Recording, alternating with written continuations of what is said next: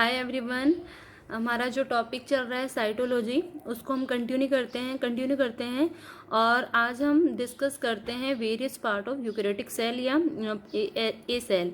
अगर हम particularly basically हम बात करें कि जो सेल के पार्ट्स हो सकते हैं वो क्या क्या हैं। Cell wall outer most cover होता है if we are talking about plant cell. Okay, second one is plasma membrane, it is also called as cell lemma और cell membrane.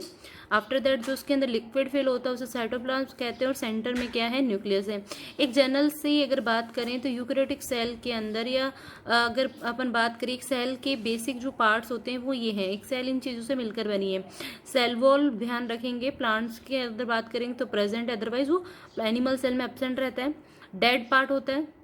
Plasma membrane living part होता है और selectively permeable होता है। और cytoplasm उसके अंदर जो लिक्विड प्रेजेंट होता है उसे बोलते हैं।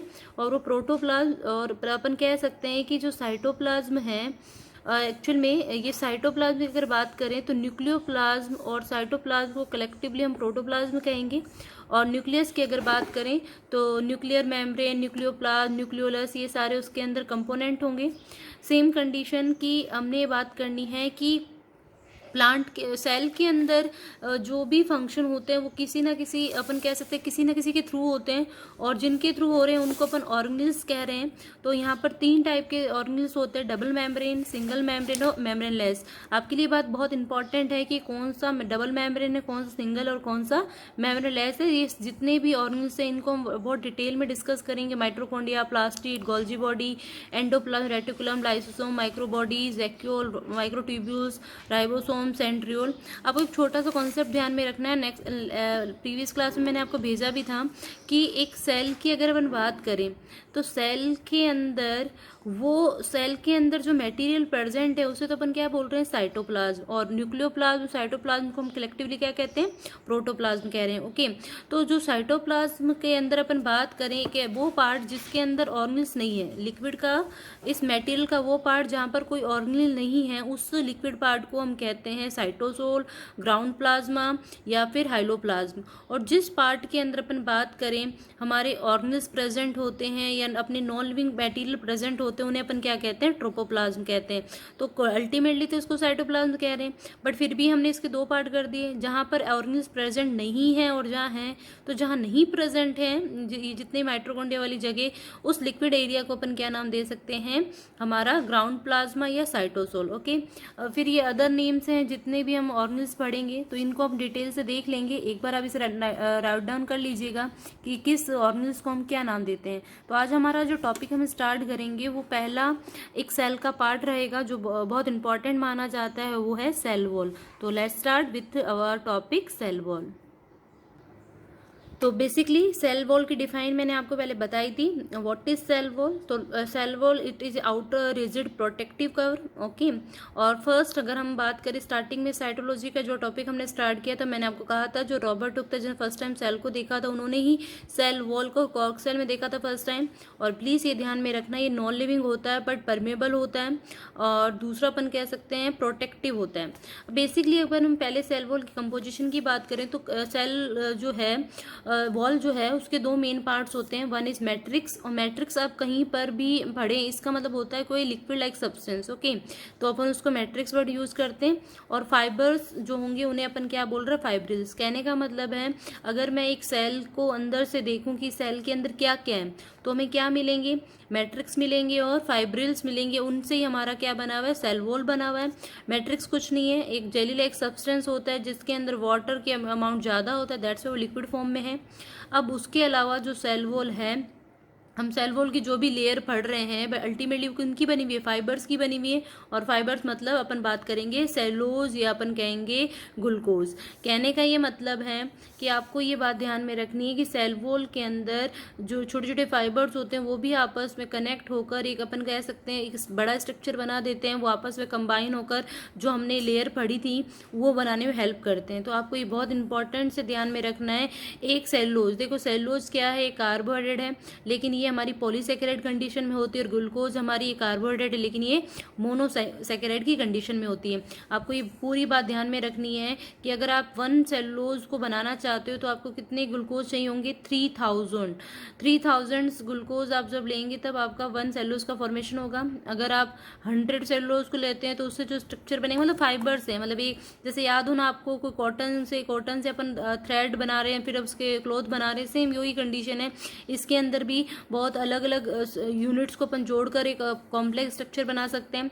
100 सेलुलोज मिलकर 1 मिसेल बना रहे हैं, 20 मिसेल मिलकर एक माइक्रोफाइब्रिल बना रहे हो, 250 माइक्रोफाइब्रिल्स मिलकर मैक्रोफाइब्रिल बना रहे हैं। कुछ इस तरह का ये पिक्चर्स होती है कि इसके अंदर जो फाइबर्स हैं वो आपस में कंबाइन होकर इस तरह कंबाइन होकर बड़ा स्ट्रक्चर बना लेते हैं। तो ये सीक्वेंस आपको ध्यान में रखना है।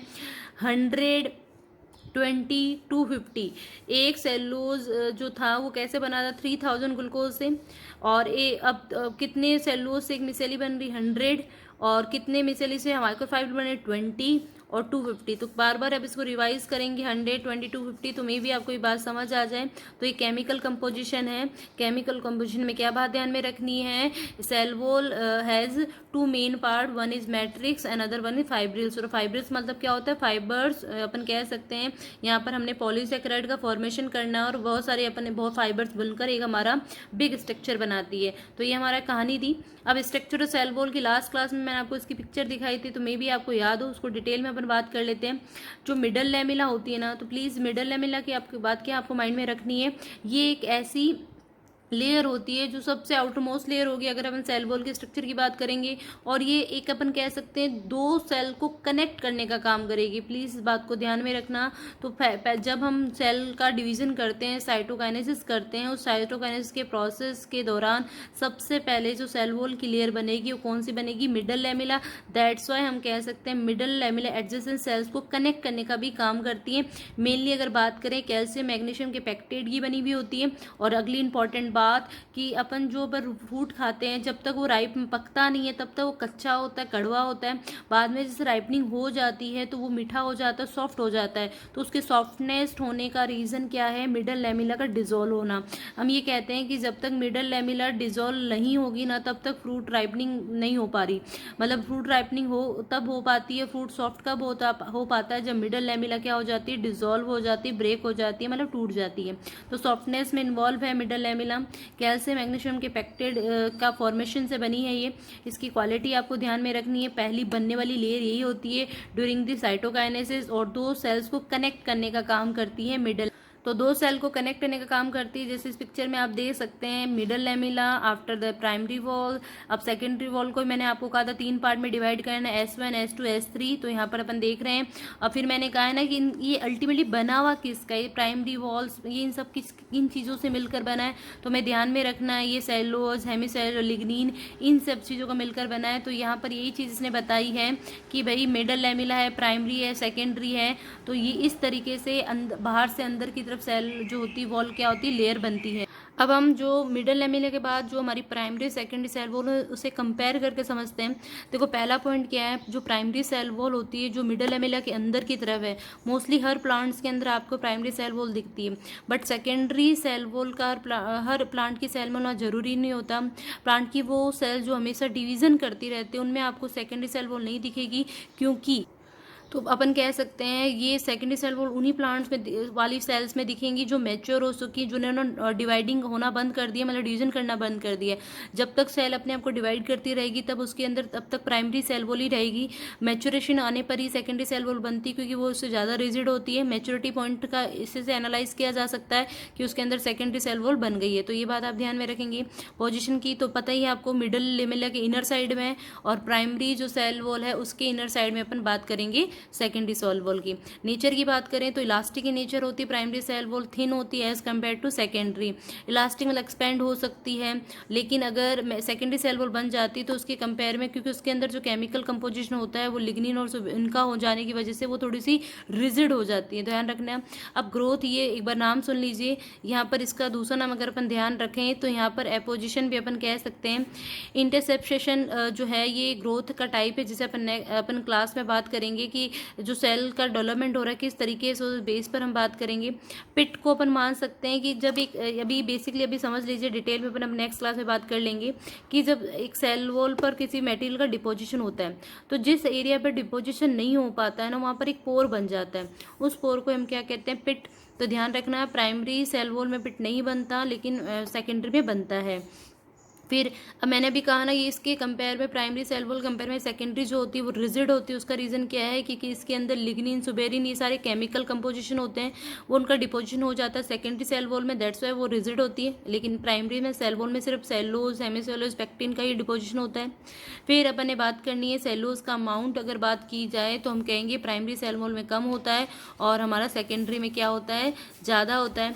और अगर हम हेमीसेलुलोज की बात करें तो हेमीसेलुलोज प्राइमरी में ज़्यादा होता है और इसमें क्या होता है, कम होता है। और लिपिड और प्रोटीन की बात करें तो यहाँ इसमें ज़्यादा, इसमें कम रहेगा, तो ये प्लीज़ बात ध्यान रखना। और जो सेल की ग्रोथ की नेचर है, दो टाइप की ग्रोथ होगी, अपन बात करेंगे एपोजिशन और इंटरसेप्शनल, तो वो अपन देखेंगे कौन कौन सी हैं। उसके बाद अपन कह सकते हैं प्राइमरी सेल वॉल का होना एक यूनिवर्सल लेयर, मतलब हर सेल के अंदर आपको प्राइमरी सेल वॉल दिखेगी, बट इट नॉट कंपल्सरी कि वहाँ पर आपको सेकेंडरी सेल वॉल दिखे। स्पेशली अगर मैरिस्मेटिक सेल्स के नेचर की बात करें तो उनमें आपको सेकेंडरी सेल वॉल नहीं नजर आएगी। एक्सटेंसिबिलिटी या अपन कह सकते एक्सपेंड होने का नेचर होता है प्राइमरी के पास, वो रिजिड कम होती है एज कम्पेयर टू सेकेंडरी। अब यहाँ पर जो फाइबर्स है, अभी बात की ना मैंने, सेलुलोज और इन सब का कंपोजिशन, ये बहुत लूज अरेंजमेंट होता है और इसके अंदर टाइट होता है, तभी तो वो रिजिड है। इलास्टिक है तो इसका मतलब यहाँ पर मटेरियल का डिपोजिशन उतना हार्ड नहीं हो रहा। हाइड्रेशन, वाटर का अमाउंट इसमें ज़्यादा होता है, 60% इसमें कम होता है, तभी अब रिजिड है तो इसका मतलब वाटर का अमाउंट क्या होगा, कम होगा। ये डिफरेंस अगर आप समझेंगे तो आपको समझ आएगा कि primary cell wall, secondary cell wall में डिफरेंस क्या है। पहला बेसिक डिफरेंस तो आपको ये ध्यान में रखना है कि इनकी पोजीशन, और दूसरा इनका कंपोजिशन। प्राइमरी मेनली अपन बात कर चुके हैं, ये हमारे हेमीसेलुलोज, सेलुलोज, पेक्टिन की बनी हुई होती है, और अगर हम इसकी बात करते हैं तो ये रिजिड होती है। और इसी पर अपन देख सकते हैं लिग्निन, सुबेरिन का डिपोजिशन हो सकता है। ऐसा नहीं है कि इसके अंदर भी सेमी सेलुलोज, सेलुलोज, इन सब का भी डिपोजिशन देखने को मिलता है। और यहाँ पर हम सेकेंडरी वॉल को भी अगर अदर 3 पार्ट में डिवाइड कर देते हैं, S1, S2, S3, तो अंदर, बाहर से अंदर की तरफ हमारा ये सिक्वेंस रहता है। और मेनली अगर कभी कभार सेकेंडरी सेल वॉल के अंदर भी अगर आपको कोई सेल नजर आती है, वो हमारी टर्सरी सेल वॉल होती है, बहुत रेयर होती है, जाइलिन का कंपोजिशन होने पर बनती है, और मेनली ये जिम्नोस्पर्म के ट्रैकेट्स में देखने को मिलती है, तो बहुत रेयर होती है। आपको तो बेसिकली समझना है मिडल लैमेला और प्राइमरी सेल वॉल, जो बहुत इंपॉर्टेंट होती है एक सेल के वॉल के स्ट्रक्चर में। तो ये बेसिक सा सेल वॉल का स्ट्रक्चर है जिसे आपको अपने माइंड में रखना है। तो इस तरह से ये सेल वॉल दिखती है, ठीक है। तो अगला पॉइंट आता है हमारा ओरिजिन ऑफ सेल वॉल। हमारा स्टार्टिंग यही करते हैं कि भाई ये सेल वॉल बनी कैसे, ये लेयर्स बनी कैसे। तो जैसे ही हमने बात करनी है कि जब सेल अपने आप को डिवाइड करती है, तो डिवाइड करती है, मैंने आपको बताया था ना कि कैरियोकाइनेसिस प्लस साइटोकाइनेसिस, ये 2 प्रोसेस रहते हैं। तो यहाँ पर अपन बेसिकली मान सकते हैं कि किस तरह ये प्रोसेस होता है। तो ये अपन कह रहे हैं एक सेल है, सेल के अंदर न्यूक्लियस बनना स्टार्ट हो गया। न्यूक्लियस बनने के साथ साथ फिर मैंने ये ध्यान में रखना है, अगर हम प्लांट सेल की बात करें, प्लांट सेल में सेल वॉल है तो वहाँ पर कैसे बनती है, तो जितने भी गोल्जी बॉडी या जो भी अपन रेजिडुअल बच जाते हैं, रिमेनिंग पार्ट बच जाता है, वो सारा सेंटर में आ जाता है। और सेंटर में आने के बाद एक प्लेट बना लेता है, उस प्लेट को अपन क्या बोलते हैं, फ्रेगमोप्लेट या फ्रेगमोप्लास्ट। ये नाम बहुत इंपॉर्टेंट है, डायरेक्ट क्वेश्चन पूछा जाता है, व्हाट इज फ्रेगमोप्लास्ट। तो अपन कह सकते हैं it is a plate which form by the Golgi body or fibres for the formation of cell wall, ठीक है। तो फर्स्ट जो सेल वॉल बनेगी ना, अब देखो धीरे धीरे क्या हो जाएगा, ये प्लेट धीरे धीरे पूरा इसको कवर कर लेगी, एक लेयर बन जाएगी। यही हमारी जो लेयर है इसे अपन मिडल लैमेला कहेंगे। इससे क्या हुआ, एक सेल से 2 सेल्स हमें मिल गई आफ्टर द डिवीजन। तो जैसे ही ये हुआ तो हमारी फर्स्ट जो लेयर बनेगी मिडल लैमेला, और मिडल लैमेला से आगे फिर primary cell wall, secondary cell wall, tertiary cell wall बनेगी। तो डिपोजिशन का अलग अलग फर्क पड़ने की वजह से ये अलग अलग लेयर बन जाएगी, थिकनेस, इनकी रिजिडनेस, इस बेस पर हम कह सकते हैं ये डिफरेंट टाइप की क्या बनेंगी, लेयर बनेंगी। तो ओरिजिनल सेल वॉल का मेन इंपॉर्टेंट बात क्या रखनी है, फ्रेगमोप्लास्ट का फॉर्मेशन होता है, दैट्स वाई पहली जो लेयर बनती है वो कौन सी होगी, मिडल लैमेला। अब मैंने आपको बताया था ना 2 तरह की ग्रोथ, सेल वॉल की ग्रोथ की अगर अपन बात करें तो 2 टाइप की होती है, इंटरसेप्शन और एपोजिशन। अब देखो ये इसके अंदर क्या होता है, इंटरसेप्शन में क्या होता है, जो सेल की लेयर की बनती है उसके अंदर जो डिपोजिशन होता है वो छोटे छोटे पार्टिकल्स की फॉर्म में होता है। बट एपोजिशन में क्या होता है, एक लेयर बनती है। मतलब मैं अगर कहूँ कि मुझे लेयर बनानी है तो यहाँ पर कंडीशन समझना, अगर मैं बोलूँ कोई डिपोजिशन डिपोजिशन हो रहा है और वो डिपोजिशन ऐसे अपन ग्रेन्यूल्स या ग्रेन्स की फॉर्म में हो रहा है, दैट्स मीन इंटरसेप्शन।